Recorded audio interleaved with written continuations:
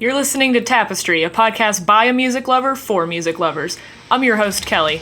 Join me as I learn more about the common thread that weaves throughout our lives, music.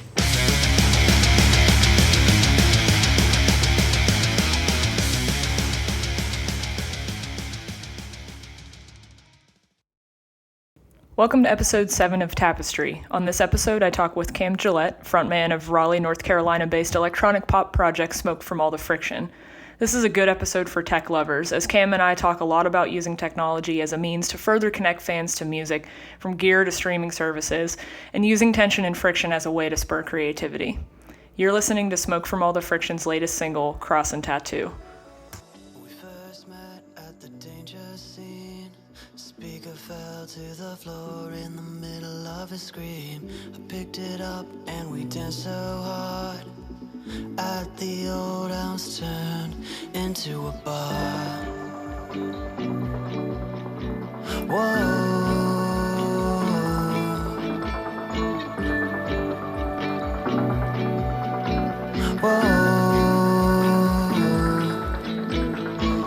I heard you speak, thought your words were strange. You were fine all by yourself next to the stage. Eyeshadow matched your hair and I let you know. And we stayed out late while we loaded the cars. Took the haymaker walk, you said it wasn't too far. You sat by me there, but not too close. You were quick and funny. And we stayed out late.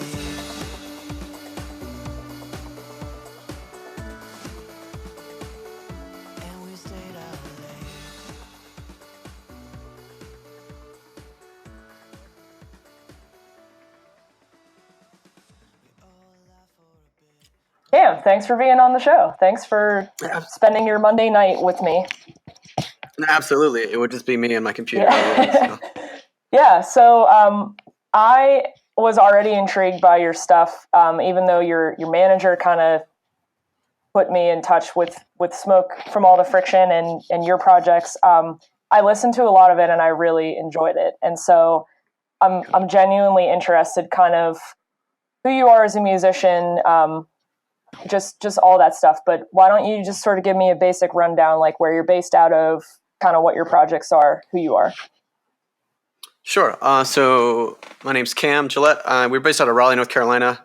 So the band that I'm most heavily involved with is called Smoke From All the Friction. And that's kind of my current baby. It's more of, I had a lot of music and a lot of things I wanted to express. So I kind of built a project with, most of my projects are whatever character flaw I'm trying to assess at any particular time. I usually try to build an art project that allows me to best examine that. And because the thing about art is it allows you to express a lot of things that kind of you can't express through communication with other people, or like I kind of need to get these things out of my head and examine them in a different format. So that's kind of what birthed Smoke From All the Friction. So a lot of the ideas that I was trying to examine in this band is, I guess, appreciating the expanse of emotion. And what I mean by that is I used to play a lot of like heavier music and more like scarier music. And I found a lot of like, it was a lot really very cathartic experience for me. That's kind of why I was drawn to like a little bit darker, edgier things when I was younger. Well, still I am now, because it allowed me to escape from the world. But it also made it hard for me to express emotions on the other side of like tenderness or vulnerability. And so this is Svatif is my my current approach to not shy away from either of those, because I know most groups in both music, a lot of art kind of just pick their camp and they stay there. And I think there's a beauty to being able to express the expanse of emotion through music. Well, that's definitely something that struck me as I started to listen, and like as I started to delve in more, I was looking at some of your influences, and there's a huge array of stuff. And I was just sort of curious. Like I know that you're the brainchild behind everything. You do all the programming, you play a lot of the instruments yourselves, but like at what point in your youth did you realize, hey, I want to play guitar. I want to make this a thing that I'm going to do with my life? As far as the making it a thing that I want to do with my life, that's pretty recent, because we're millennials, so we don't want to commit to anything, and because that means we have to potentially give up something else. But like really embracing the idea of like, okay, I'm going to do this to the sacrifice of other things. I'm not sure if this is going to be built into what I want it to be, but I'm going to take a risk because like usually we just kind of do nothing. We kind of just stick our toes in a bunch of different things. So I'm like I'm taking a risk and like really trying to go deep. But that completely didn't answer your question. What was it again? Kind of, yeah. Like, did you have this watershed moment when you were like 8 or something and you picked up a guitar and you're like, oh, this is what I want to do? Or has it been sort of a meandering journey? I've had one, and I've struggled to recreate that one my entire life. It was like when I was a little kid, I was like, I want to play piano. Like, what kid just wakes up? He's like, my family wasn't super musical or anything. Like, I had no like elder brother that did it, and I wanted to do it. I was like, I wanted to play piano. And I was like, and I stuck with this. And my mom's like, okay. So I did classical piano for a long time. And like, what kid wants to play classical piano? I don't know. And ever since then, like, I mean, to me, that's like, I guess I view these great artists and great people from history. And now that I'm like, I just assumed that they were special and they just want to do these things and they're driven to do these things, and which may or may not be true. And I really struggle with like, yes, I want to be an artist. I also want to do absolutely nothing and escape from reality and do easy things, So I guess I had that when I was younger. And when I became a teenager, I was like, I want to play guitar because that's what girls like. I still play guitar, and it has never really gotten me any girls. But I found it gave me again, it was more of a catharsis thing. Like, I realized the sounds and music that I really wanted to, and it allowed me to escape and created the emotions that I wanted to feel and experience. Like, not many other people around me particularly wanted to. And like and even if they did, it was what made it special to me. It was like, oh yeah, it just sounds cool. I'm like, well, yeah, it sounds cool, but the blah, blah, blah, blah. Like, can't you see how they intentionally like did a ghost note here? And like these details of like just finding more and more of how much of themselves people put into these nonverbal forms of communication. And so that's definitely what it's evolved into now. Like, Svatif is definitely far more accessible. Like, I tried to like tread that middle ground of like, as you're probably aware, the more you listen to music, the more you start getting into weird stuff and appreciating like, and which a lot of those things are inaccessible to people because like I call those like level 10, like some arbitrary high number. And I relate this back to like Planet Fitness, the gym, and mega churches. So this is the analogy I often use is, so like my band, I have some goals. Like one of them is I found a lot of joy from these more eccentric and less popular music genres, but once I was able to learn to appreciate them. And similarly, like Planet Fitness goal, I assume is to get people fit and to make money. And mega church's goal, as I assume, to like preach and teach their religion to other people. But the thing is, for like Planet Fitness is their goal is they're supposed to be a level 1 gym. They're trying to be accessible to people who don't actually go to any gym at all. In fact, if you go to a gym, they're probably we're probably not for you. And so like people criticize them a lot because like, they're not a real gym. Or like mega churches, like the criticisms like, they're too soft, they're too anything. I'm like, no, those things have a place because people will never get to level 5 if you can't give them a way to get to level 1. And so what I try to do is like pop music is level 1 music. It is scientifically designed to be accessible to the maximum amount of humans. And people criticize it a lot for that. I'm like, that's not a problem. That's an opportunity. The problem to me is not that pop is accessible. The problem is that it doesn't push you to go farther. Right. And so I'm like, what if I could try to learn how to design music that meets people where they are? All right, so I'm going to meet you at level 1, but I'm going to try to push you to level 2. So like I have these these weird places that I reside, but I can also appreciate like a good song, you know? Which that is very difficult to me because you have to deal with a lot of pretentiousness and see the value in things that like are popular, you know? Well, I struggle with that too because I listen to a lot of progressive music and it's almost a trope at this point that I'm a snob.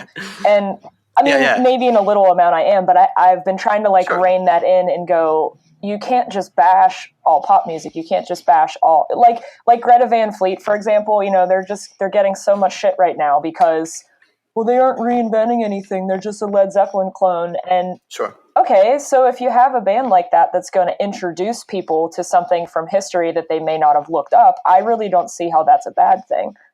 It's not innovating per se, but it's still providing a platform for a message and something that people in our generation might not listen to.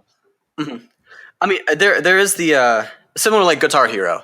Guitar was like, oh, I've heard the song. I was like, really? They're like, oh yeah, it's on Guitar Hero. And I go, ugh. Because there is a bit of camaraderie. If you like a band that's pretty obscure, and meaning that there's zero cultural value, you gain no societal like value at all. In fact, you might lose someone by liking this band. And if there's some like level one-ish like means that it got introduced to the common person, suddenly you don't have as much camaraderie with somebody who does. So you do lose a little bit of something, but it also opens the door for someone, not most of them, but a few people to be able to appreciate it on the level or more than you do. Mm-hmm. So I'm like, it's got its problems. It's not flawless. I like that explanation though, the whole Planet Fitness metaphor, because like I go to Planet Fitness and I'm exactly a level 1. Like that's exactly what it is. It's sort of like, hey, this is my baseline. Eventually I'll move on from this. Mm-hmm. But so when you were starting to become a more avid music listener and a music creator, like who were some of your bands that were like your level 2, your level 3? So I'm not sure what level these guys are on. And a lot of them, like Tool was one of the big first bands that really was like, oh, I think I get it. I was like, I feel like this is, and like I listen to this music, like just even the same songs over and over. And I listen to the albums, like Tool, for instance, they'll have like 3 tracks of just kind of weird noises on like every album. And most people were like, I just skip over there. I was like, no, if you listen to it, and I was like, there's a couple times it was like, I had it play in the background. I was like, oh. Yeah, it's intentional. And so like this it's very intentional. Yeah. And so I'm like, I thought that was really interesting. And then like I got into some heavier stuff. Like this guy named Devin Townsend. I was just going to bring him up because I was listening to Strapping Young Lad's album Alien the other day. Sure. And that last track is like 11 minutes of basically noise. And I actually had this same conversation. Someone said, you're not going to skip it, are you? And I'm like, well, I'm at work. It's just on in the background. I can't really hear it. And he's like, you have to go back and listen to it later because it's not just 11 minutes of noise. It's like 3 minutes of this little thing. And then it goes, I mean, to your average listener, they're not going to sit there and listen to it for 11 minutes. But with a trained ear, I guess, you'll go in with a different perspective. Mm-hmm. Yeah. And I had the fortune of like a couple of bands that I liked when I was younger. There were some things about it I didn't like then, and they bothered me, or not offend is probably a little strong, but I just didn't like I didn't get it. And as I got older and like, so they were pretty much like 10, 15 years older than me. And as I got to the point where I was as old as they were when they wrote this, I was like, oh, like when music has the capability to offend you or push you or do things that you just don't like or don't understand, it has the capability to have something that to offer you later. Because there's a lot of things that are like, when you're a kid, you just want candy. Right. And as an adult, you're like, okay, a little bit of candy is okay. Like candy actually starts to give you a stomach ache, you know, like, and like as an adult, you tend to appreciate these things that you didn't get when you were younger. And as every year, every like 5-10 years, as I get older, that has never stopped. There's things that I appreciate now that I didn't 5 years ago. And I'm sure there'll be 5 years I get from now that I appreciate. But along with that, like it's hard to be, what's the word? Topical. Like culture is always evolving. And I noticed I first noticed this maybe was like when I was younger, like my dad couldn't get into the music that I listened to. And he wanted to have some kind of connection, I think, but he couldn't because he missed too many steps. Because there's a certain point where like you if you get left behind by culture long enough, you probably will never make it back unless you spend a whole lot of time. And when you're an adult, that's not going to happen. So to me, I was like, I need to keep a pulse on such a trope, but like keep a pulse on the culture. And I don't have to participate it. I don't have to enjoy it. And most of it you can skip over. But like I try to at least be aware of both, be it like music, be it whatever. Because when I was younger, I used to like the internet was a weird dark place that didn't have like a central hubs like it does now. Yes. Like the internet is like you go to these 5 main websites and that's 90% of the traffic on the internet. It's just these 5 sites. How old are you? Like 27 or something? 20. Okay. 29. Yeah, I'm 28. So I was going to say that I went through that same thing. Yeah. And I realized that like, oh wow, this has become the new pop world. This has become, it's like, so I've been recently, even in just my ingestion of websites, I try to find these obscure places that are really rough around the edges because this is where culture is going to be, 5 years from now.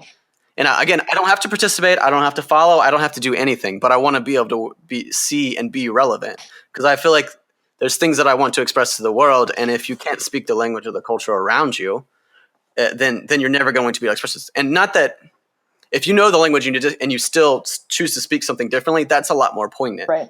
If you can break the rules, like Mark Twain knew all the rules, so when he broke them, they were powerful. He wasn't doing it out of ignorance. Oh, that's a great point. And I guess all I can say is like, you're not alone, because one of my previous guests had that sort of thing where he felt like he has a message to say, he has a positive thing that he wants to reinforce, but you always kind of have to sort of play the game enough so that you're trying not to sacrifice what you're really looking for, but you have to play the game enough to gain the traction and stuff. So, Sure. That being said, like, I don't know anything about the music scene you're in, I mean, locally in Raleigh, but it seems like based on some of the accolades you guys have had and some of the shows you've been playing, I mean, you're coming across pretty well. Like, what has it been like trying to make a name for yourself in your local scene? I would say we're in a weird place culturally, but everybody's always in a weird place culturally. And to be, the idea of what bands were in the 70s, 80s, and I'd say dare even the 90s is dead. And people, so many like people I know, they're like, oh, we'll just play a bunch of shows, and then we'll be famous, and people will like us. I was like, that's not how the world works anymore. You could be the best band in the world, and all of us are just so desensitized. We live in a world where we assume everything that you're doing you're not doing it for the reason that you're doing it. Like, we just get used to people selling us, like, Facebook doesn't care about you having a social experience. They care about you clicking on things. Is that bad? No, we just assume that everybody has ulterior motives. And so, like, you're doing this because you're passionate about. Is there some other stuff that, like, whatever? Sure. But at the end of the day, your main driving factor for doing this is because you want to. It's fun to you. Yeah. And so I'm trying to work really hard to pursue that authentic angle. And I realize the internet is next to impossible to sell authenticity online, because we're just so used to, like, that's not how the world works anymore. And that you have to brand everything, like, extremely. And so what we do is, like, we play the game. We know, like, our online presence is good. Like, we're always doing that, but that doesn't make a human connection. Like, I toured with a friend of mine's band. I played bass for him, and he's a little bigger than us. And we did a tour with this band.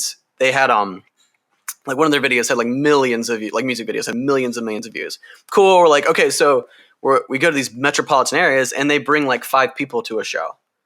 So clearly they were able to garner millions and millions and millions of views on online presence, but they didn't really translate in the real world. And so I'm like, oh, so the answer to your question is, we don't know.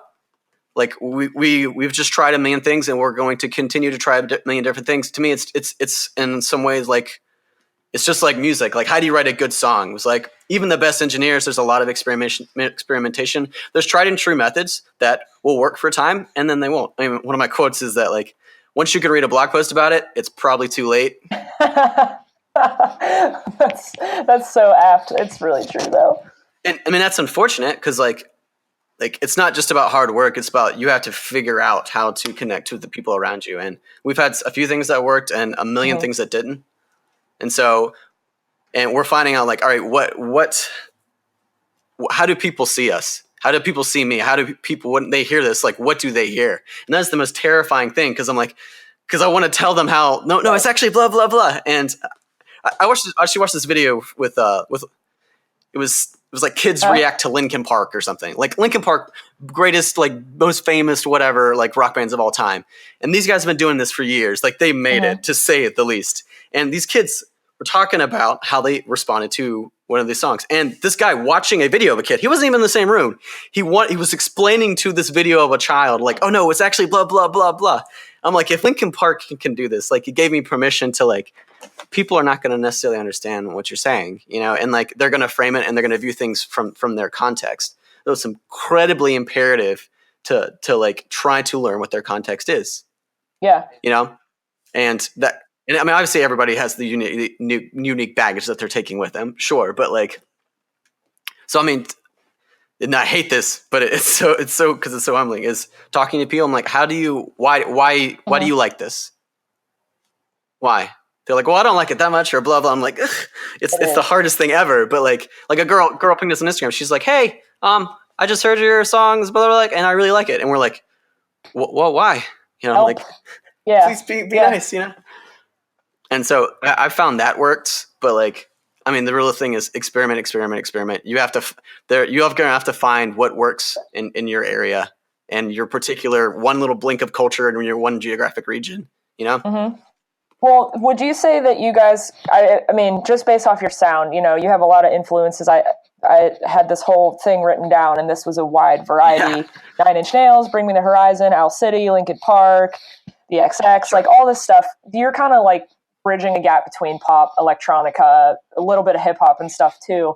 Is there a particular, I guess, realm that you like to position yourself in, or you kind of just pick up any show you can get on and just try it out and see what works? We did for a while. I mean, every band, they say, I guess it's called finding your sound. Like, part of finding your sound is that, like, I mean, you could write these, like, this swath of, like, music and genre and whatever would be an honest expression of you. All right, what worked? You know, what got the responses that you wanted? You know, and what combination of things? And a lot of it's just, like, again, just testing. Mm-hmm. You know, playing in front of different people's and seeing how they respond to things. And, like, sometimes the thing you spent, like, 5 minutes on just kind of threw in. They're like, whoa, that was crazy, man. And the thing you spent 100 hours on, nobody noticed, kind of stuff. Mm-hmm. And I mean, and also I tried to, like, so if we play like a show with, like, we'll play some heavier bands, I'll kind of like tweak my set list to be a little bit more, far more aggressive, and like our minor key stuff, and like my stage banter will be like different because I'm trying to meet them where they are. But now I play like a show where there's, you know, a bunch of teenage girls there, like I'm going to play a different set, and all those are honest expressions. And I think there's something in there that will, to a certain degree, we can meet you where you are. There's limits to that, but so I think it's all about, like, being yourself doesn't mean you can't be dynamic and responsive to change. You know. Yeah, that's good. I was going to ask you, actually, before I go further, just a little bit about your band, because I know you're sort of the figurehead, but you have Nicole right now who does some of the backup vocals, and then one other person, right? Yeah, so the way this has been difficult for me, because, like, when I was younger, I'm like, I want to play music. And everybody around me is like, yeah, I want to play music. I'm like, all right, what are you doing this Friday for the rest of your life? They're like, oh, I'm busy. So for the rest of your life. So it was more of like, all right, well, I guess I need somebody who does this. And you're like, well, I can't find anybody. I guess I'm going to try to do my best to learn how to do X thing, which kind of worked out well because electronic music was just getting popular and technology became cheaper and more accessible to allow that to happen. So I kind of lucked out there. Right. But the problem is when you do everything, you kind of want to have your hands in everything, and letting somebody else drive and have, like, especially it's just more of, I'm okay with somebody else having their signature on and stuff that I did a part in, but I'm like, you better work as hard as I am, and that's unrealistic, you know, especially in the beginning. And so a lot of what I've had to do is learn how to be a leader and manage people's expectations, because some people just like, dude, I just want to be on stage and play some music, and, you know, that's what I just want to rock. You know, some people are like, I want to write music, I want to be deep in this other thing, and finding, like, for me, my goal the last few months has really been learning how to give people what they want while they're getting me what I want, you know, because that's what good leadership is to me. So, and because of that, I've tried to develop my set list and instrumentation so people can, like, move in and out for the most part. So I'm like, for instance, Nicole right now, she's a psychologist. So she has to do some tests and stuff, like some big, like, I guess, like the bar exam equivalent of a psychologist or something. Yeah. She's like, I really can't dedicate the time to this. And so I'm like, okay, well, that's fine. So, like, let's take a break with this for a while until you can like dedicate the time there. And so building that system early on where, like, this is my expectations. Do you still want to be involved? And so then they go into it. And equivalently, the reason I've gotten to this point was because I've done the complete opposite and blown up so many things with so many people and just handled it poorly because I was trying to be nice from the beginning. Yeah. And you can be nice and be honest, or it's more of, like, honesty first. And so, yeah, so people kind of, like, float in and out. It's not float, it's very intentional. There's a lot of conversation. Okay, so you haven't had the same set lineup this entire time. You've sort of had just collaborators here and there. Yeah, so like right now, like Nicole's actually taking a break right now, and my drummer is moving to LA. Yeah, and so I'm having like another guy play guitar for me, and I'm having like working with some a couple other like local like artists to either play with live or work in the studio behind the scenes. Okay. And to me, like I hate it because it's hard. It's really because you have to deal with other people and they force you to think ways, and sometimes you just think they're wrong, you know. But at the same time, like it also forces you to get out of your own, like I call it it's like self groupthink almost. And like part of what Smoke from All the Friction is like friction is the energy that's created when two forces rub against each other. And that allows you to create an energy that you guys couldn't create. Like the energy of friction could not be created without two opposing forces. Okay. It's the heat that's there. And so some of the friction that I create is forcing myself to collaborate and work with other people. And somebody who will tell me no and say like, well, I think we should do this, this, and this, you know, and like we have to hash things out and disagree. And that's allows me to create things that I would not be able to create otherwise. So to me, like I want to create something where it's modular, so people can participate. That normally I'm like, a lot of bands were like, hey, we need you to commit to this full-time job that there's guaranteed no pay and you have no creative control. Sounds great. You know, like I think that's unrealistic in this era. We're a generation that is very non-committal. So again, is that unfortunate? Doesn't matter. Like that's the world we're in. So I try to make a world that accommodates that as best as it can, but is what the modern era should offer on that. No, I like that opinion mostly because as I was going through the list of like the other projects you've worked with, I am curious about Ambits too, but just it seems like you sort of have this chameleon-like ability to just kind of fall into something like wherever your emotion takes you. So how long has Smoke from All the Friction been your main project? I guess maybe a year and a half. We've been like, okay. I guess not very long. It's pretty new. Okay. So like, I mean, a lot of the earlier songs, like I had just like wrote because they're, you know, just I have to express these even if they're just for me. Or at least I wrote the skeletons of what they are. Okay. Yeah, because I wasn't sure if like just based on what's going on in your life, you sort of go, well, hey, I'm gonna play bass for this guy for 2 or 3 years, and then you know I kind of grow out of that and I move on to the next, like a hermit crab in a shell, maybe. Like I'm sort of going into this other phase of my life. One of the things actually that kind of hooked me in was your manager had reached out to me, but she had mentioned I think one of your songs was kind of inspired by your dealings with someone with schizophrenia, right? Yeah. Yeah, I was curious about that because like some people will just pull back the skin and be like, here it is, here's all the stuff I've been through, let me write a song about it. Yeah. So that song it's called Skiz, real creative title there. But because a reason I gave it that is because that's a derogatory term a little bit, and I don't actually mention it directly in the song, so I wanted to provide some context to it. But like if you read it in that context, it totally makes sense, kind of thing. So that song's not released. We still play it live, and it's on the more aggressive side because it kind of would make sense because I'm aggressive subject matter. So I guess I still do, but like did a lot of work with this kid, or I guess he's an adult. He's an adult now, but I've been working for him about 6-7 years.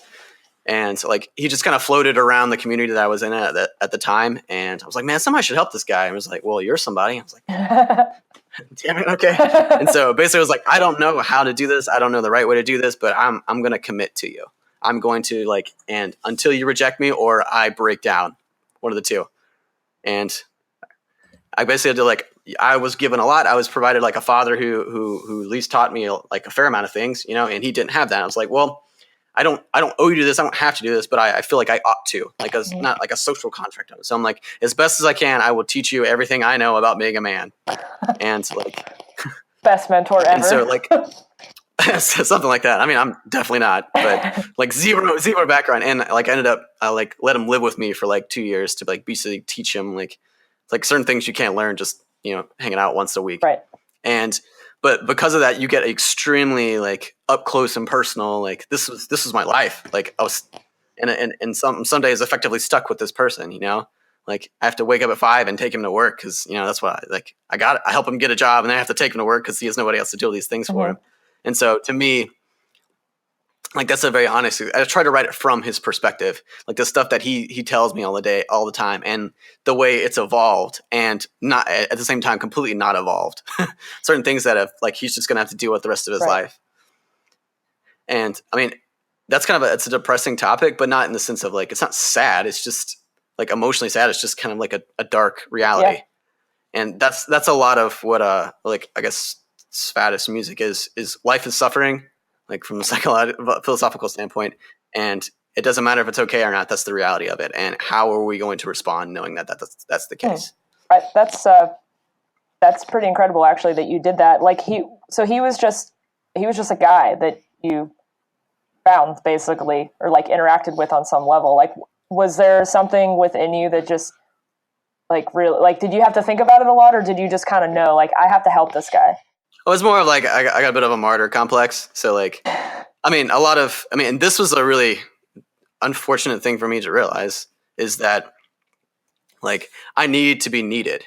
And so in some ways, like, as weird as, like, I needed this kid to express, like, I want to be a person who takes care of people. I want a person who helps. Like, I need to be needed. So he was giving me something just by his mere like lack of resources and lack of ability and lack of teaching. So in a weird way, he was providing a need for me. It's like a reverse thing. So yeah, like symbiotic kind of. Yeah. Huh. Does writing and performing your music also kind of fill that need? Like, as a performer, do you feel like that helps you feel needed because people are sort of buying into the stuff you create, as authentic as you can be? Not at all. Like, to me, like, majority of, like, I thought it would be when I first started writing music, but I realized that I don't know what it's going to be for someone else. And to hinge a lot of pressure on that is a dangerous thing to do. It's like, oh, I'm going to write music that's going to help people. And you're like, all right, so if it doesn't, did you fail? Like, yeah. So if I wrote music that's completely for helping people, like, I don't know how I would write that, and so I tried to disassociate those two things. Like, if it does help you, cool, I'll take it when you give it, but I can't say that as the purpose, Right. That's true. I think that's part of the beauty of music is, like you said, it is up to everybody else's description. So like, if you write a song about an axe murderer, but I actually think it's about kittens, sure, I'm totally wrong, but objectively wrong. But it's sort of like, I guess if that's the reality it helps me live through, and that's how I see it, then great. Like, good for you. Your music did kind of help me in that way.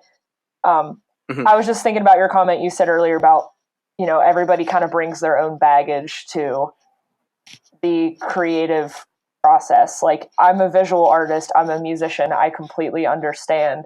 Have you gone through anything really like emotionally traumatic that has like given you this creative outburst, or do you just kind of like what's your routine when it comes to writing music?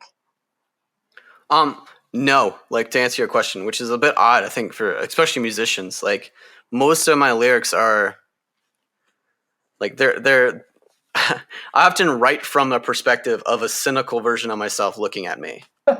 And like this critique of like, wow, you ought to, it's not like condemning, but it's more of like almost like creating like two parts of my psyche that like, oh, so like when I'm motivated by things that are carnal or inappropriate or wrong or like objectively bad, yeah, I'll write as the character who says like, this is a good idea. But it's clearly because the character of me clearly thinks it's a good enough idea to keep doing it.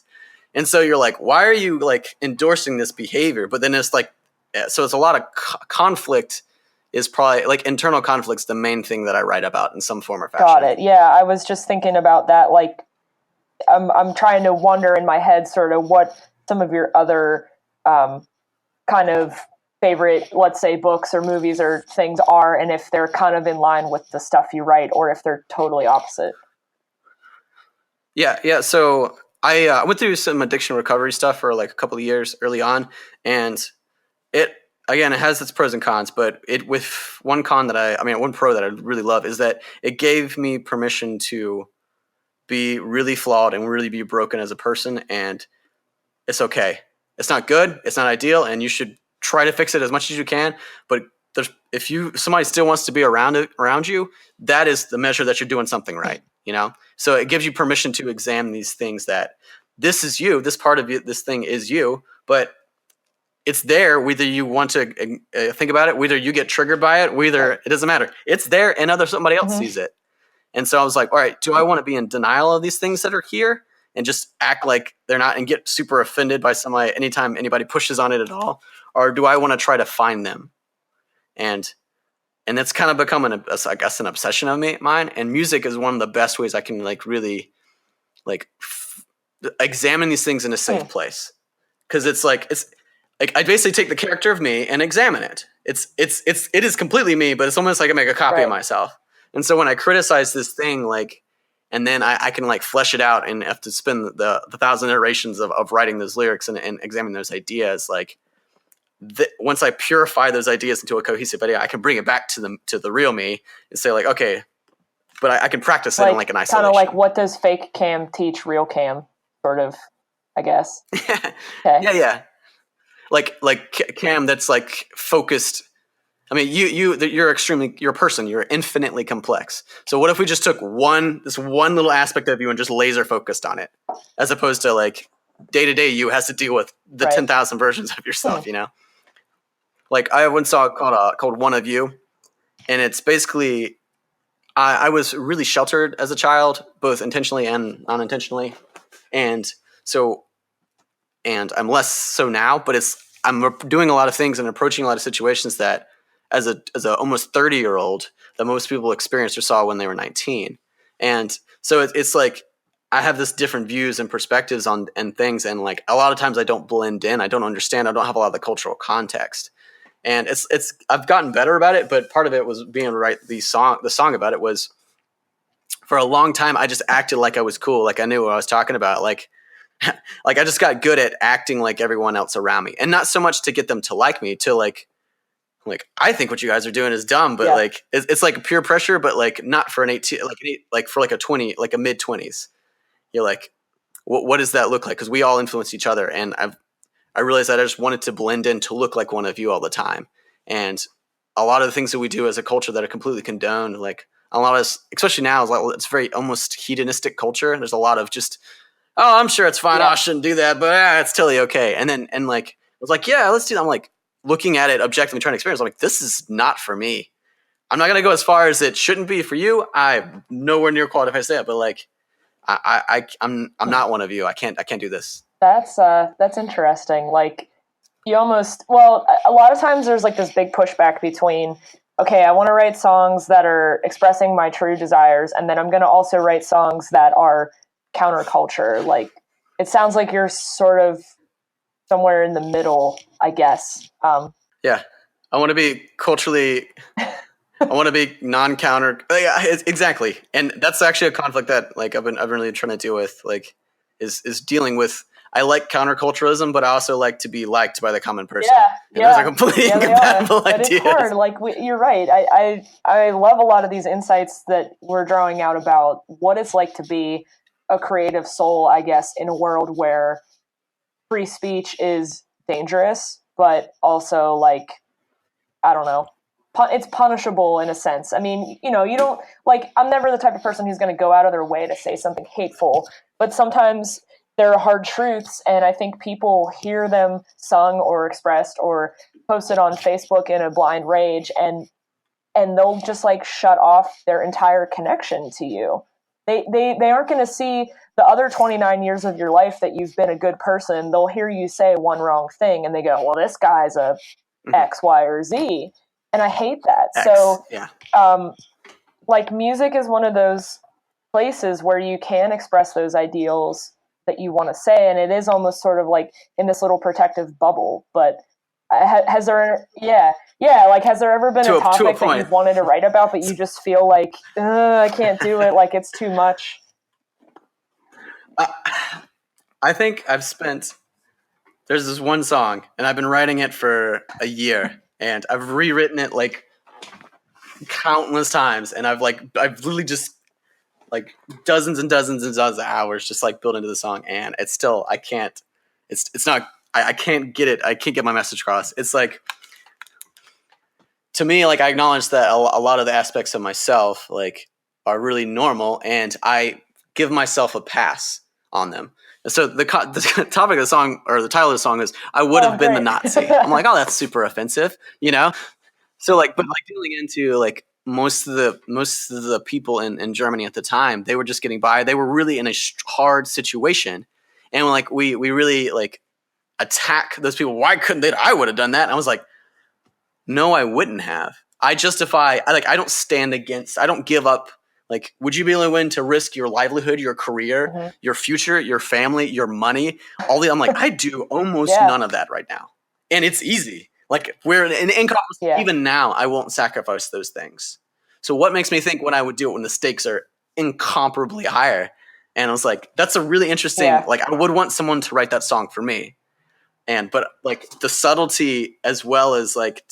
That's a really non-subtle idea that I would want to handle very gracefully and subtly. Yeah, because the first thing you're going to like post a demo of it, and somebody on your Facebook is going to be like, "Oh my God, Cam's a Nazi!" Like that's because there's a lot of layers there to unpack. That's a possibility. Yeah. For the level ones, like they're going to look at that or hear it face value and go, "Oh, well, this has bad words in it, and it's about this. So clearly, this is his idea." But I'm sure you could do it. I think you can do it.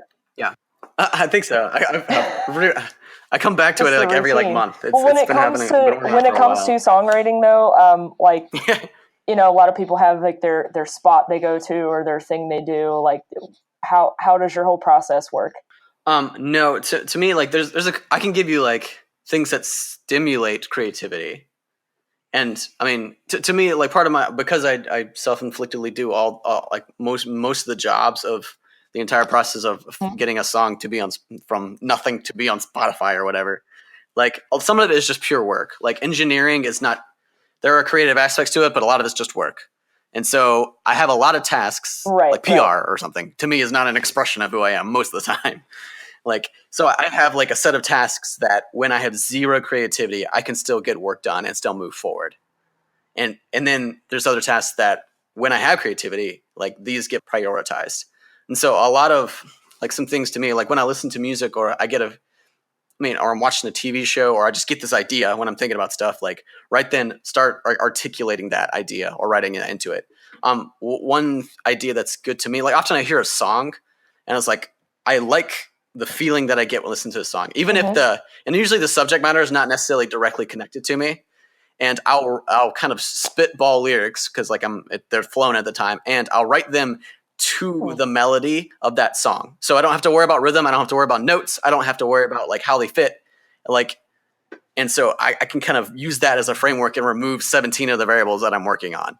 I'm writing that down for myself because that might be the key, like here's my light bulb moment. But so like if I listen to like a Perfect Circle song and then like to me that like Maynard, for instance, I like the way he has a very rhythmic like style with his voice. Sometimes I'm like, oh, I got something like, and then I'll write it to that song basically. Interesting. But the thing is, sometimes I do this and sometimes I don't. Sometimes I actually write on the lyrics that are there. Like, okay, I got this from blah, blah, blah, blah, like Perfect Circle song. Sometimes I don't. And I don't remember. Yeah. So then I come back to this Word document and I just have these like decently structured set of lyrics now. And then I will tear them apart and then put them to my music. But I don't know where that came from. I don't know the context of it. I mean, to me, like a big part of it, and this is annoying, is I probably write 20 songs to one that I consider keeping. Like sometimes I go really far down. Like I got like the entire song. I've like recorded scratch checks and everything. And I was just like, this isn't working. And like you just have this graveyard of things that aren't good enough. So well, like when you're writing it, it feels good. The next morning, you're like, God, this is garbage. Well, they always say that too. Like, hey, if you want to play to crowds of thousands, you have to play to shows of 4 people, like hundreds of shows of 4 people. So it's kind of like you're going to have to write a lot of bullshit before you come up with a really shining example of what is you. I think we expect that it's just like, oh, here it is. Here's the perfect song. It just comes screaming out of my head. But another thing I saw was that you went to school for computer science, right? Yeah. Okay. I just actually saw one of your your Facebook live videos where you were like fooling around with your little MIDI things and your pedal boards. That is like so up here above my head. I don't understand any of it, but how does it affect your music? I was just sitting there like, how does he figure this stuff out?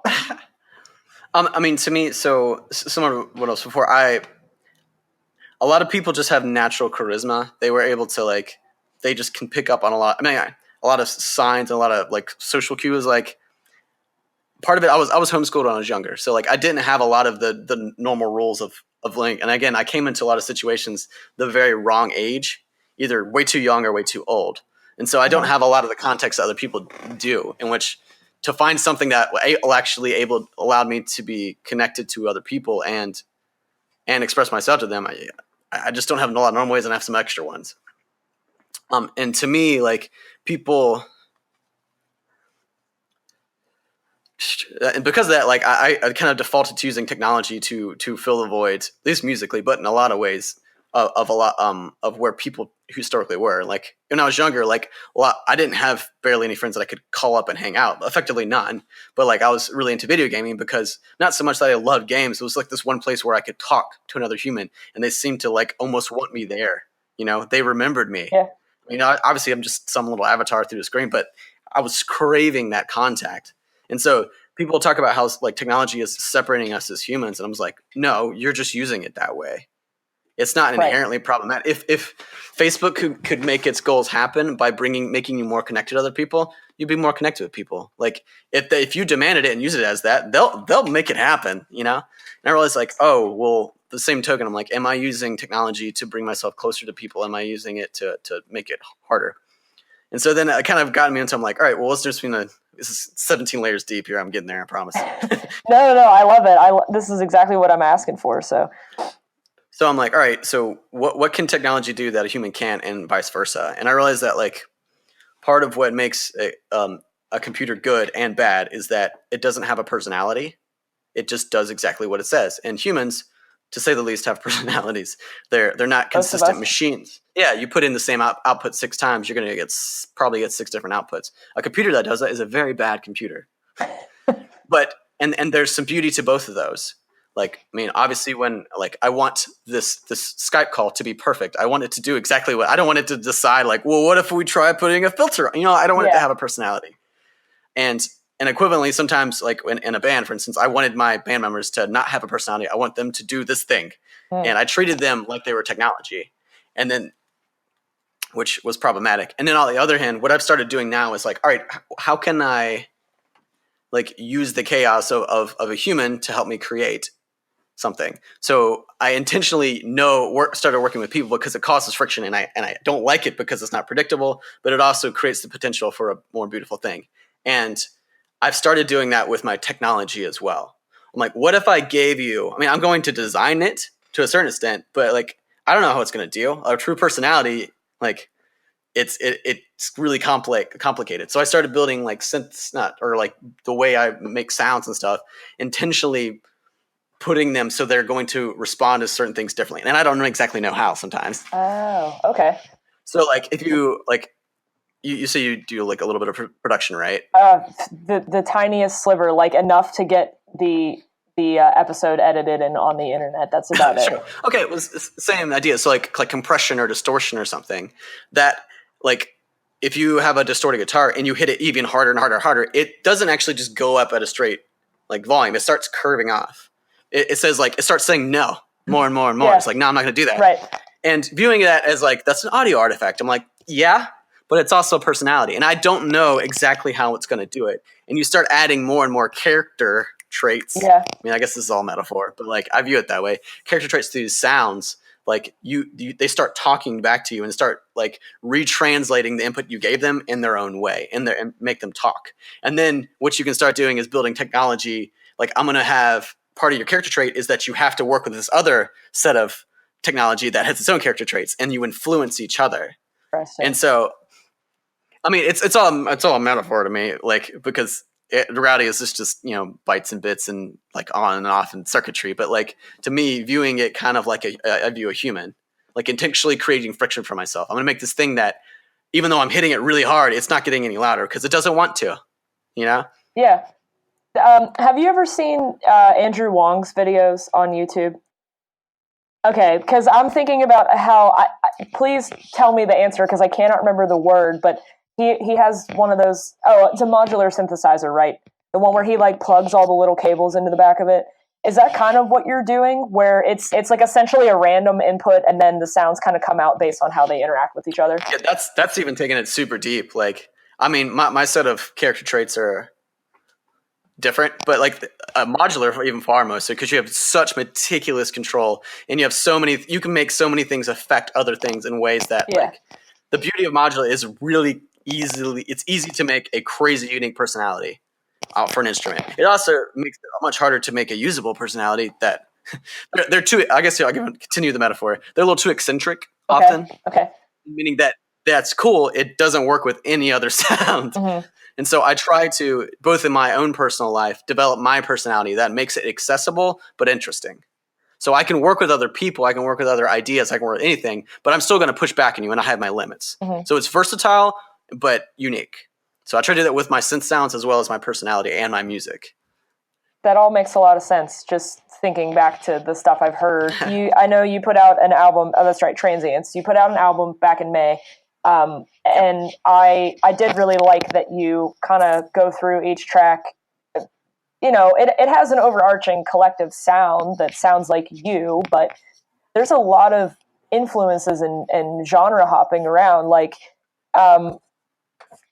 I was just curious about what kind of went into the release of that album. Like, why that length? Why those particular tracks? Ooh, okay. So some backstory. Again, this is a perfect example of friction that worked out okay, or worked out interesting. If nothing else, I'm not sure if it was good or not. It was interesting though. So I originally started this band with me and another girl, and she was I guess a poet in school or something. And that's not my mess. I don't get poetry. I mean, like I understand obviously like orchestrated words and stuff, but a lot of it was just like, it's like level 40. And I was just like, I don't get it. You guys think like, it's not my thing at all. But I'm like, all right, well, I wanted to give her the ability to express these certain ideas like that she had in her head, you know, and music things. So I'm like, all right, well, I have an overarching theme, and then I wrote out an outline. Basically, this is what I want this album to be about, and this is the different stages of what it's going to be. And so, which was 5 tracks with these 5 different ideas of expressing like what it means to be a young adult. And I'm like, but these are kind of disparate ideas, and I need a way to give context in transition. So I was like, why don't I write 4 experimental, like, these are not songs, so I don't have as much like restriction on, it doesn't have to have a catchy chorus, you know? Like it doesn't to give context between these 2 different things and over like I call them they're interludes because they are in between other things. And we ended up having a pretty big falling out, but I was like, I like this idea of an interlude, like this idea of giving context. Like the reality is you have your 2 or 3 singles on a CD and that's all anybody cares anyway. And so I'm like, I am never going to write a better album than the Beatles or than Tool or any of these guys. I'm like, so I'm not going to try to beat them at the game they've already mastered. I'm going to try to make a slightly different modern version of this game. And so that was the kind of the idea and birth of the interludes. And on top of that, I was like, why don't I force myself to like, on all but one of the interludes, I worked with another artist, and each of them, I wanted to meet them where they were. So like, one of them, two of them, they're both really good singers, but they're really different genres than me, like super different genres. So I'm like, I'm going to write this. I recorded like, this is the vocal part that I want you to sing. And I'm like, I want you to take this and kind of make it your own. But I wrote the original idea and then I just expressed that to them. And then they recorded it, and I liked the way they sang it better than me, but they still sang my lyrics for the most part with minor tweaks and like in the notes that I picked. And then one of them, a friend of mine, his artist name is Disco Volante, really good producer. He sings too, but I think an honest expression of what he is not him singing. It's him being able to express his production.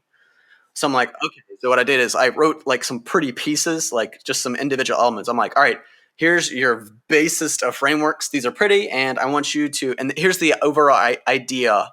This is what the essentially needs to express this idea because it's transitioning to these different things. So I gave him a box that's big enough that he can express himself, but not big enough that it's too big. Yeah.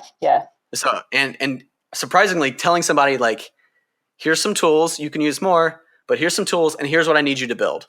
Mm-hmm. Like people work really well within that. I found out that's how I work with my own stuff. So it's nice to know that like when you have a little collection of people that you can rely on, you kind of give them what they need and just sort of let them roam a little bit. It's still risky because like, I mean, it could. Luckily, I haven't had to deal with collaborating with somebody when it was bad. Right. I do not look forward to that day, but like, but that's why it's hard to do because it's risky and vulnerable. Yeah.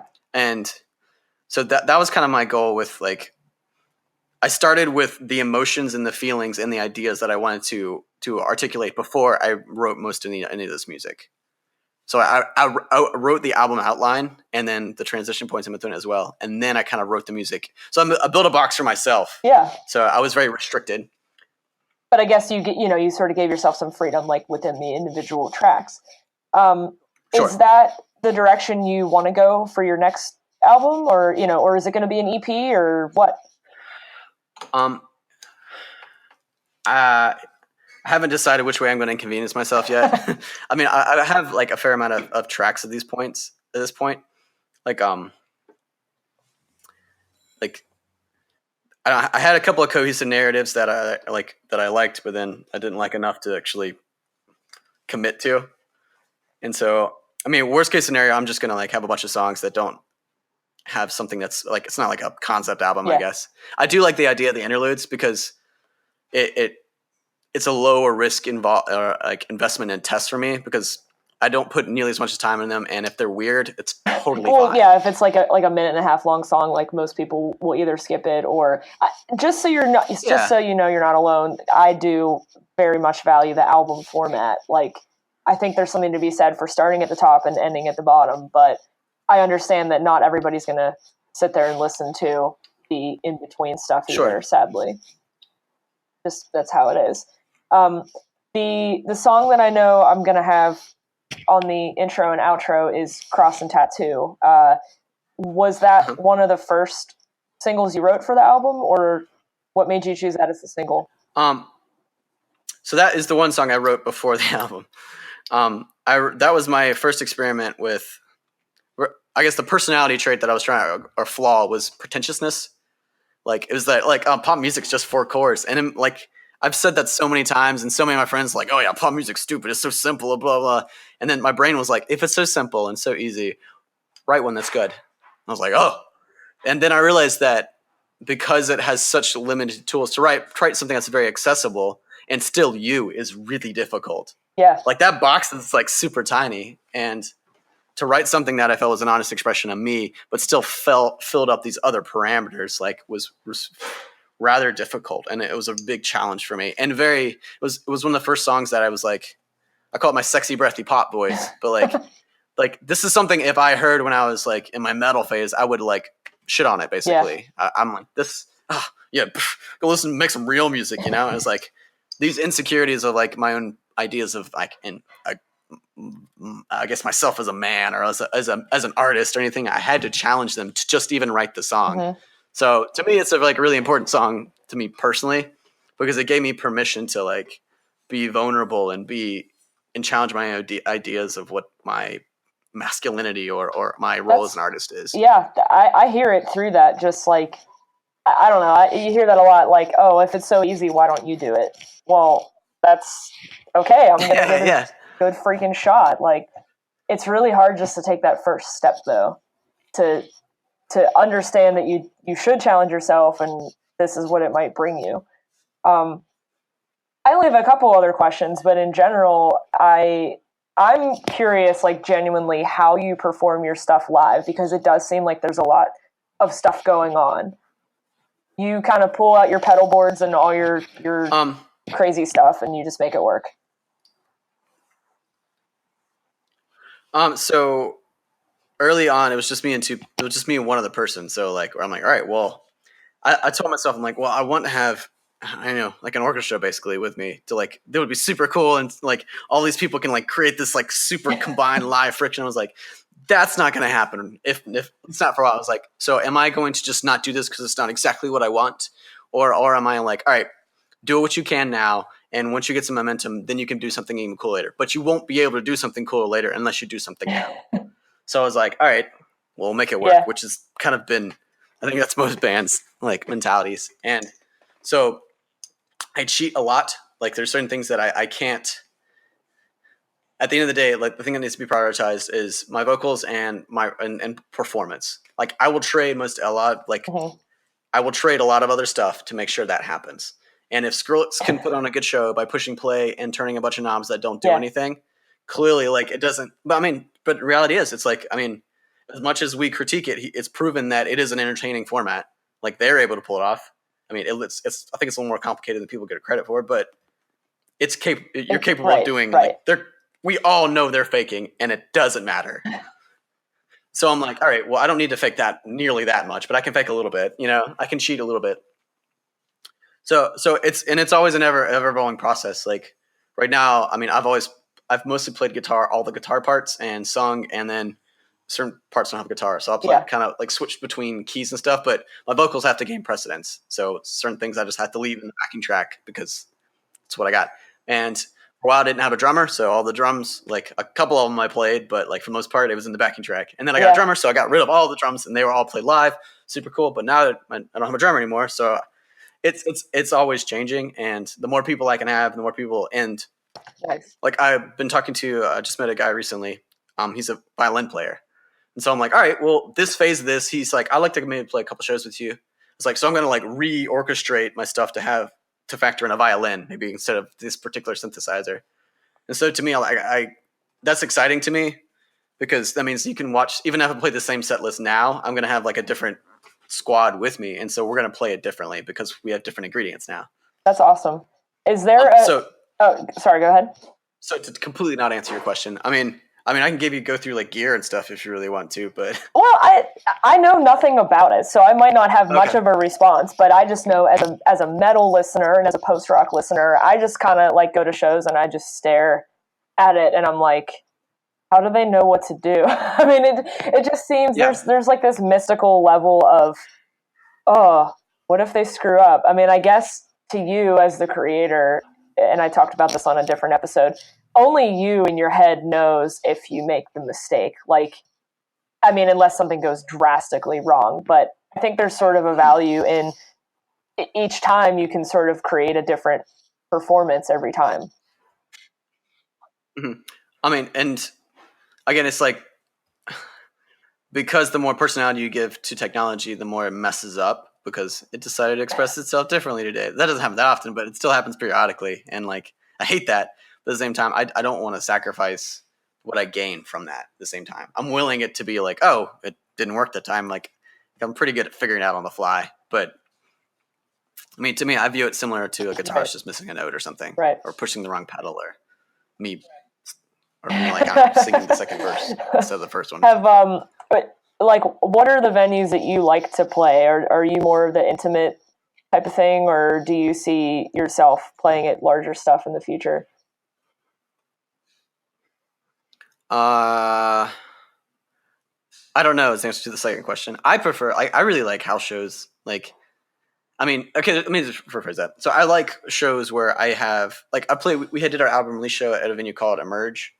And I liked that because it's like in like a basement. It's not really a basement, it's just like huge, like sort of underground. It's like all concrete, and they have lots of lights. And I was able to like design a light show using their fixtures. So effectively, in these certain parts, like I have complete control in that. Like everything's and like right before this like drop, it goes boom, the entire room just goes dark, and then that's awesome. And then like all the moving lights. And so I was able to build, like, I love having control over that kind of stuff.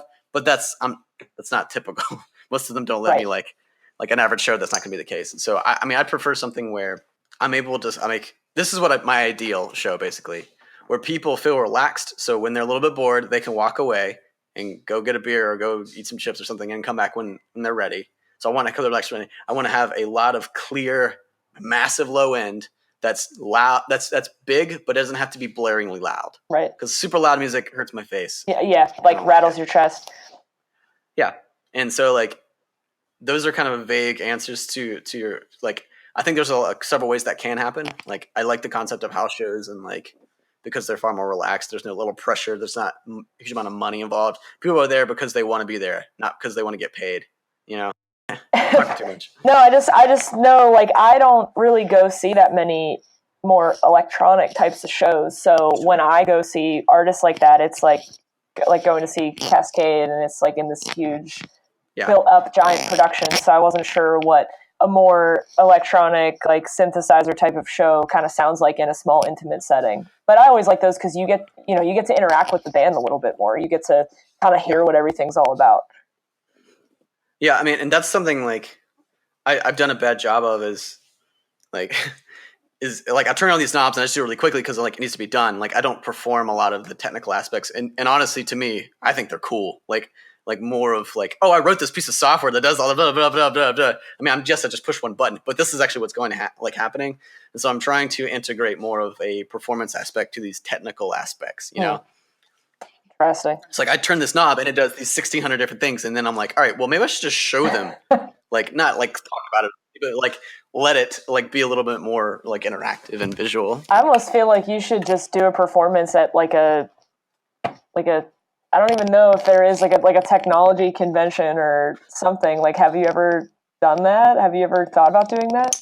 If you're handwriting a lot of the programs you use, I think that's a really cool way to bridge the sterile, like emotionless avenue of, well, this is exactly how it needs to be, and then you're introducing your computer characters, kind of. Like, have you ever thought about trying to do something like that?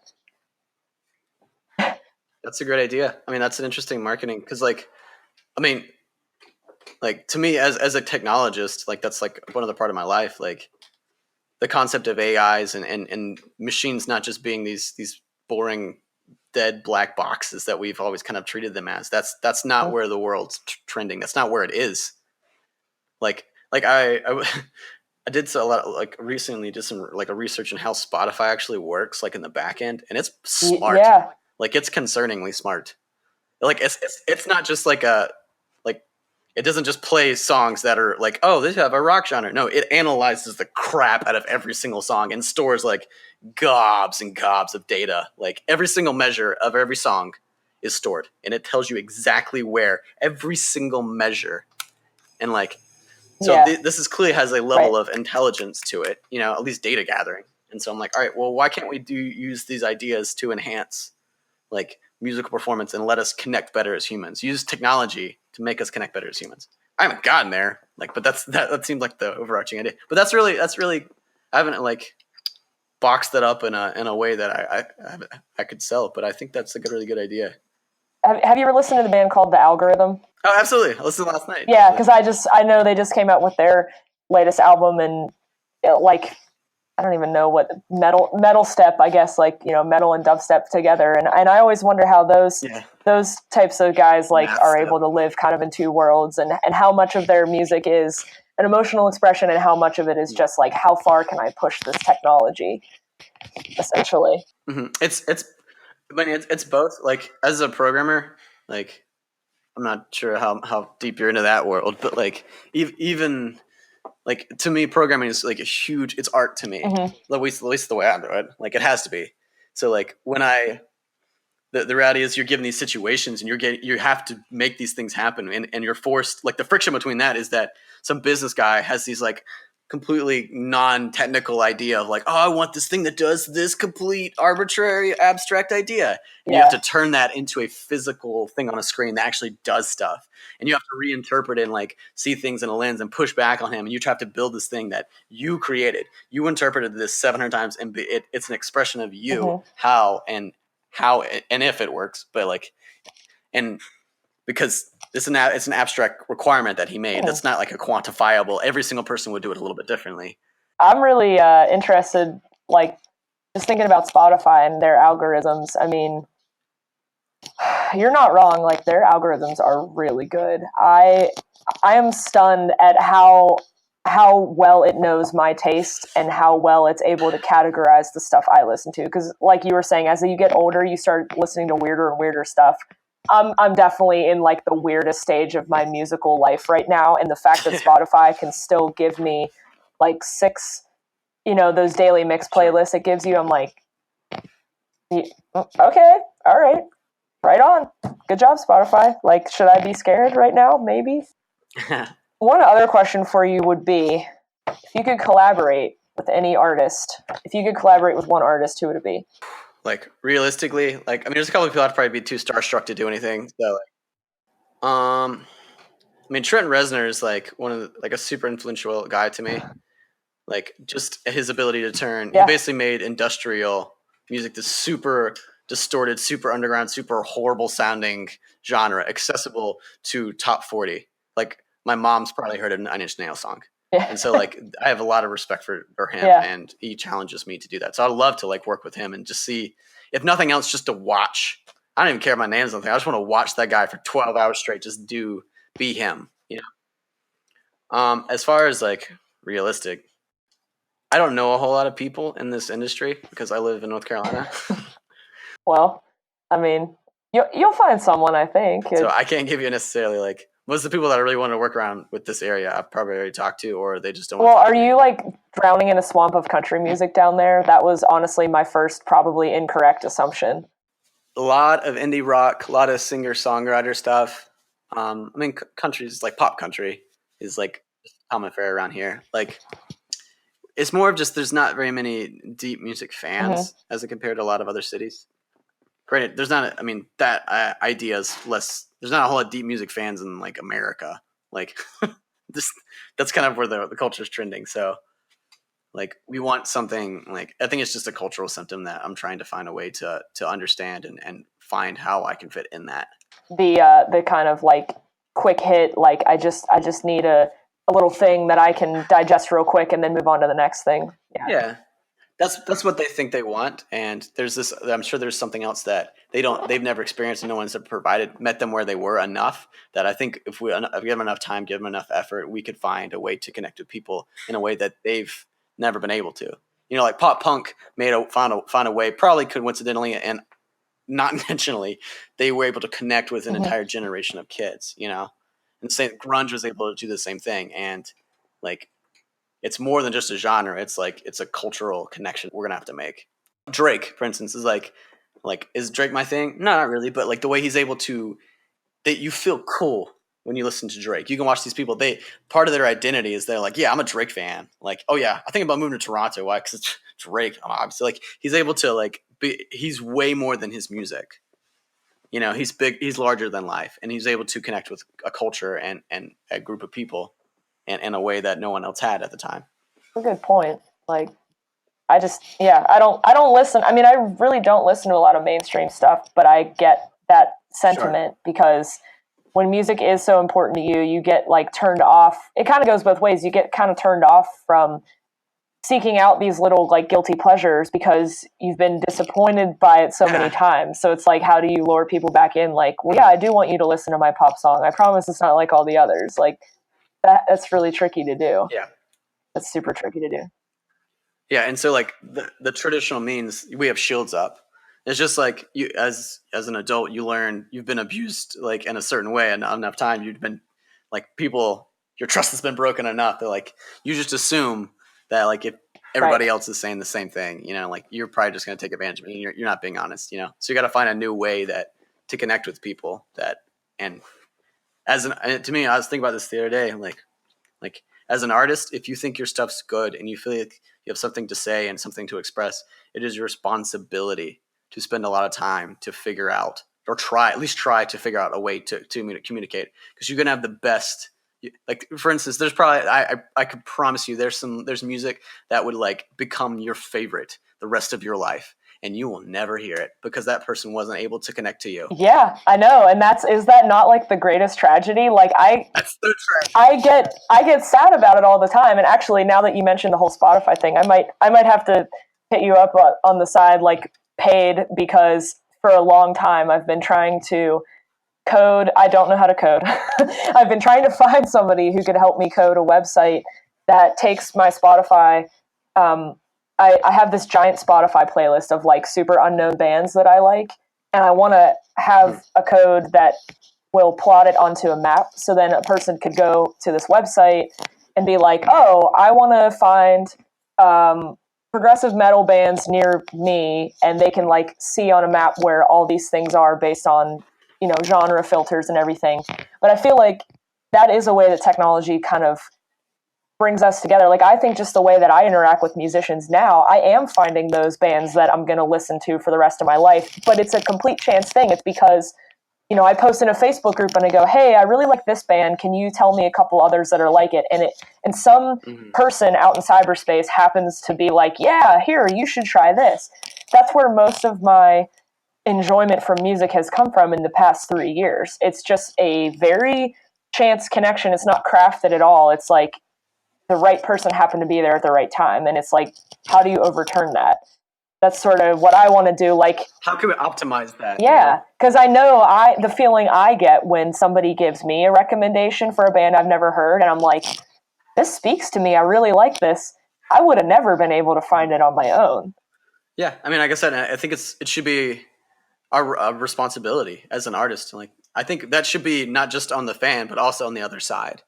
Like 21 Pilots, they're one of the few bands I think has achieved massive mainstream success by trying to do that and doing that on their own. And Yeah, doing a million different things when it was just two dudes, like with two people at their shows, and like they worked really hard and tried a million different things. And they got lucky, but like they also got lucky because they tried a million different things, you know? Right. And if there's not a 21 Pilots song that you like, just put on another one. You'll find one you like. And once you read one interview, and you'll like everything's different after then. You're like, oh, because you actually are authentic. And I just assume they're not, because we just assume pop stars are here to get famous and get rich and sell records, not because they need to express themselves or need to be human or need to connect with you. So like, it's kind of unfair to them. It's their authenticity is being besmirched by all of the crappy people before them, I guess. But you could really say the same thing about any genre. I guess that's how the world works. It's just like the farther down you go, that stuff just happens, which is really a shame. My question for you then, you know, just kind of closing this out, thinking about your influences, everything else. If you had to pick 3 albums for the rest of your life that you'd have to listen to, and just those 3, do you think you could tell me what they are? I know it's a hard question. No, I'll give you. No, it's fine. So there's this band called Hands. They never were popular. Never probably will be. There's an album called Give Me Rest. Hands, just like HANDS. Hands. Yep. Yeah, and it's like it's kind of heavy, pretty heavy at parts. But it has a lot of really heaviness and darkness and like dark. It really starts in this dark place and just so like heavy examination, and then like basically evolves to the point where like I know a lot of dark albums, but not many that flow and evolve to a place of like realistic like acceptance and peace and rest. You know, like the album's literally called Give Me Rest because it evolves to the point where he's able to rest in the reality of the situation that he lives in, he created, and he is. And so that's like is a really poignant out. There's one, that's the one song, If I Die Young, there's a song on there that I would want at my funeral, kind of that 14-year-old thing, you know, like I've thought about that too. So so that's one of them. 10,000 Days by Tool. It's a great album. I mean, I like the music. I think it flows really well. I really like it. It has like some nostalgia for me. It was a very escapist album for me. It kind of gave me a rest from the world and puts me in I feel like I'm not in the world anymore. I feel like I'm in a dream. I'll give 4 because I can't knock it down. That's fine. So there's this electronic duo called Perturbator. Oh, yeah. I listen to them too. Their most recent album is called Worlds. Is it the one with the car on the front cover? No, because they were like a like synthwave band. Yeah. But like their last album, they it went completely not synthwave. It's like it's like new model. And yeah. Like that album, I was like, I have never heard music like this before.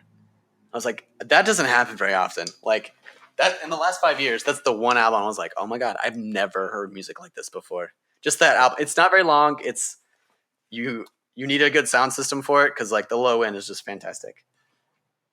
Oh, and, I totally missed that. I'm just like looking at all of. I just put it up on Spotify. I'm like, I listened to them. How did I miss it? But I did, so Yeah, I'm adding it to my list. Nobody liked it. It wasn't like super like the people. I guess people who listened to it liked it, but it never because synthwave all like is pretty much the same bucket, and it's really not innovating at all. And I call it post synthwave. I don't think synthwave's big enough for you to be post synthwave at this point. But like, and the last album is Enya's greatest hits. Nice. Like just that lady's voice. It just takes me to another planet. Like her first greatest hits, not her most recent one. I liked her stuff, and then. Like I just always love asking this question because it is tough because one of my guests was like, well, what are yours? And I'm like, my answer is probably going to change every time someone asks me that. But I just love seeing that's why it's a beautiful question. Yeah, it's like I just like seeing, like you said, we have this idea of somebody in their head just based on what they sound like or what they look like, and then you hit me with Enya and Tool, and I'm like, okay, whatever. I hope you know that Devin Townsend loves Enya, by the way. Oh yeah, definitely. he likes Watermark, that album I heard. Yeah, yes. That's kind of not surprising though. Like you think about his range and just how he sings. Like she has the voice of a goddess. He has the voice of a god. I guess it's a match made in heaven. But that's I gotta check out that Hands album. That sounds kind of the most intriguing. There's not a single on that album. Like it's not a very good like. Oh, listen to one track of it. Like. I don't know if you like exercise or something. To me, like I was going through like a dark time in my life, and I would go run. I'm horrible, still am, but like was really bad at running. Like and I would just was in a dark place mentally, and like it would be like 50 degrees. I had to go like I gotta run around my neighborhood, like my apartment complex, all by myself, and like I listened to this album every single time, like from the beginning to end, and like I don't know, just put my head in a different place. So I definitely can resonate with that. You get those albums you get super attached to, and then you just don't let them go, I guess. But Cam, I have all my questions answered. I don't know if there's anything you wanted to ask me or, any other comments, but I think you have a really interesting thing going on here. Oh, thanks. Yeah, so as far as like general PR blurb that I have to do here, I mean, we have a great PR agent, so we are. If you're into this typical social media and all that stuff, we are Instagram and Facebooks, and we just released a music video that I'm really like insecure about because it's super pop friendly and makes me feel weird. Which single was that? For Crossing Tattoo. Oh, it's just Crossing Tattoo. Okay, I wasn't sure if it was another one that you just slipped under the radar. Nah. It's been a really interesting conversation. I have a lot of things to think about now. You kind of planted some seeds in my head just in terms of tech and creativity. So, yeah, thanks for agreeing to come on for an interview. No, absolutely. I really enjoyed it. So I don't get to talk to people like these very often. So no, hit me up anytime. But I might honestly ask you about that coding project if you might be willing. So, sure. But all right, yeah, Cam, I'm all good. Thank you very much for coming on. I appreciate it. Awesome. All right. Well, talk to you later.